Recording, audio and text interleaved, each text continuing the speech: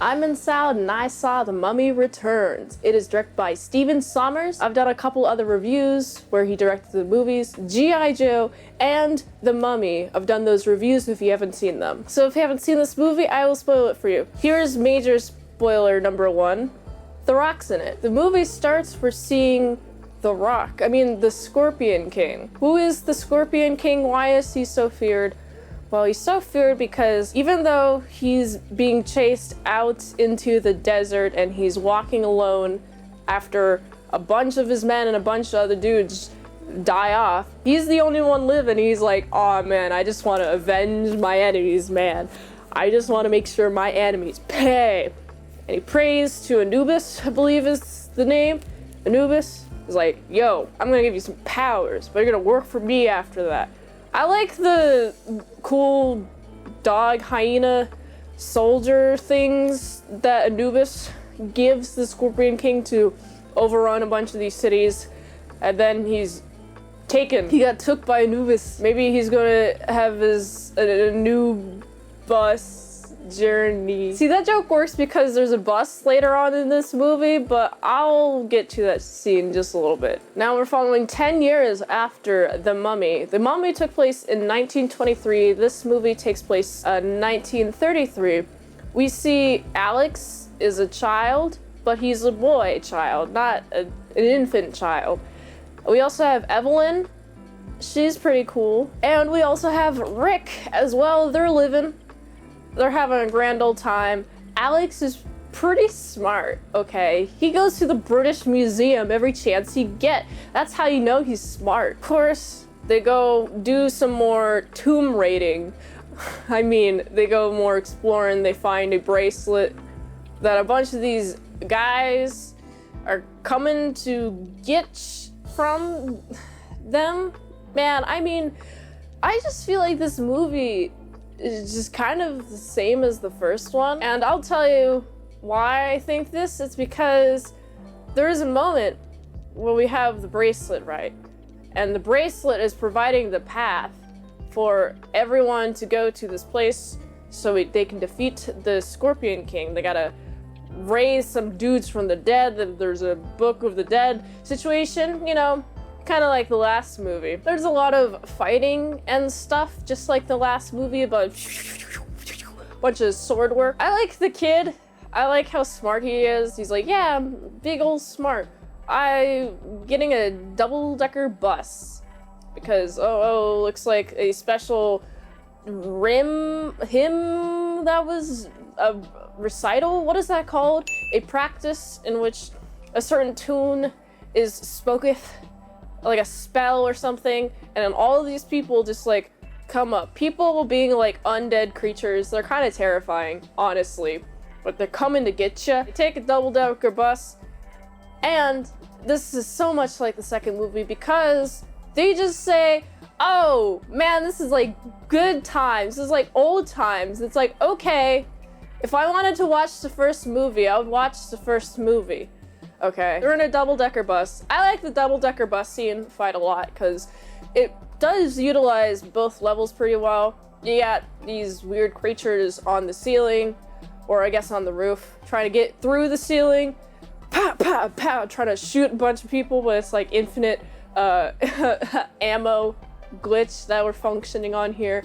Pow, pow, pow, pow, trying to like get these dudes, and each time they shift their weight, then they decide to shoot, but it's like, wait for them to shift their weight, see like which path they're taking, just chill for maybe a second, and then you can like shoot in between where you think the next place is gonna go. If you're just gonna like shoot blindly, then they're going to know to avoid the bullets and be a little bit more unpredictable with their path. Of course, they got people trying to crawl through the metal double-decker bus. Also got a couple of people going onto the ground floor. The first bus floor is probably the more accurate term for that. Going to fight. Yeah, let's go fight. Bam, bam, guess what? They win. All these weird dusty dudes that dust on first impact, they've been taken out. Oh no, looks like it's time for Alex to get kidnapped. Alex, after a Gwyn, lucky to be alive after that bus. He gets kidnapped. Oh, you know what? I'm gonna check things out while my parents are lovey-dovey in the back. And it's like, get a room. I agree with the kid. You guys shouldn't really be so lovey-dovey, especially since you got attacked and you don't know what the situation is out there. But yep, Alex got yeeted, of course. And his bracelet powers, they were gonna murder, death, kill him, but you first gotta use his bracelet powers to basically be a human map. Of course, the parents are gonna follow them. It's like the first movie. I keep saying it's the first movie because this movie, I feel like it follows the same beats. You got introduction of, oh, there's a bunch of dudes trying to stop Rick and Evelyn from saving Alex. And they're trying to resurrect the first villain from the first movie, by the way, and the love interest of the first villain. Her body is back. They're trying to put her soul back in her body, and the dude who got defeated last time, his body is now regenerating.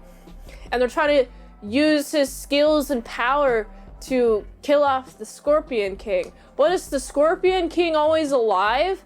How is the Scorpion King not dead? The Scorpion King, I know, is the next movie that takes place 5,000 years beforehand. Why? What's wrong with the Scorpion King? Well, who cares about the Scorpion King now? They're at the place where they need to be. And of course, you have Rick and Evelyn following, and Evelyn gets killed. How sad. She didn't get killed in the first one, so that's a little bit different. There's a lot of struggle. Like, oh no, they're gonna get drowned. Oh wait, no, this is a movie, the beginning. This is midway through the movie. This is 2/3 of the movie. This is a part of the movie where it's like, oh, are they going to be in danger? No, because they're the main characters. And this is the Mummy. And this is the Mummy Returns, okay? We have the Scorpion King. He's also being reignited. He's becoming a Scorpion King. This is the Rock, by the way. He even takes him out of a rock. Of course, since they want to bring back the soul of main villain from last movie's wife, mistress is probably a more proper term. They instead steal the book and they go retrieve Evelyn's soul. Now Evelyn's alive again. Yay, Evelyn. Also, she has memories. It's interesting how she has now unlocked memories from her past life. I found this to be a little bit confusing. Just because it's like, oh wait, is this still Evelyn? Am I still watching Evelyn? No, it's just somebody else. But how does she have these connections if it's a different life? Is it the soul? Is like a soul like a master computer of the spirit world, and the lives are like save files, and you have like multiple save files that like start and end? And then you have like a soul with a bunch of save files. Is that how it works? Of course, they also have to fight off the Scorpion King. I like the Scorpion King whenever he is on camera. He is doing his best acting, doing his best being The Rock, doing his best being bigger than literally everyone else. And this isn't even the biggest that he'll become. I think this is his transition from the WWE to film. So this is just him being a side character / a villain. And the cool CGI effects with his hand just being a scorpion, and then like he's kind of like a scorpion centaur. I found that to be very disturbing. I was very like, oh no, I hope he doesn't try to sting me with his stinger, because that would be kind of painful. But luckily he's defeated pretty quickly. In the midst of a lot of explosion and a lot of fallen rock, wow, they make it alive. Did you know that Rick and Evelyn make it out alive, and Alex does too? Yeah, they do that. They sure do that. And the movie ends on a pretty positive note. I like how Alex kind of learns how to become a little bit of a man. He's only 8, but he's learning. He's a smart kid. I think he should continue to go to the British Museum all the time, like the dialogue says. I think he should not touch just random artifacts lying around. Do not open chests, kid. You know what will happen?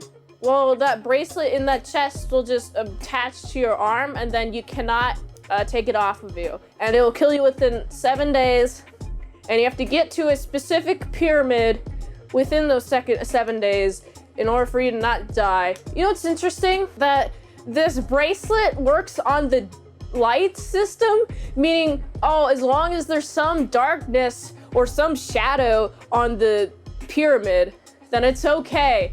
That if not all of the pyramid is touched with light, some of it is in shadow when you go to this pyramid to not die, it's okay.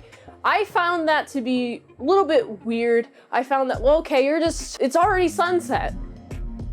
It's already sunset. The rules have been broken. So now we're just basing this dude's life or death based on a shadow. Okay. I found that to be weird. I didn't feel like there's much character progression between Rick and Evelyn. Evelyn just has some weird abilities now. Rick is, you know, Rick. Alex feels like he's had the most character growth in this. I like the Scorpion King. I'd like to see a movie with him, and hey, guess what? I'm doing a review of The Scorpion King. Other than this movie feeling like the first movie, The Rock was a nice added addition, and so I gotta give this movie a solid 6.1 out of 10. If you like this review, watch another video. YouTube really likes that. You can also like, comment, subscribe, and share this video with everyone you know. The ultimate goal of this channel is for me to become an expert movie reviewer, so if I haven't reviewed it on the channel, there's a chance I haven't even seen it at all. If you'd like to request a movie in the comments below, you can do that, or you can fast track a movie review request at patreon.com/ASCpresents for $20 a month for one movie review for 1 month, or $3 a month for 250 vlogs, plus the How to Draw Pokemon series will be posted there first at patreon.com/ASCpresents. And if you'd like to help support the daily grindiness of all these daily movie reviews, you can go to this link tree. My Fansly is free to follow. It really helps with the daily grindiness of all these daily movie reviews. So you can go here. And until next time, I'm in Salad Sauce. See you later, my salad croutons and bacon bits.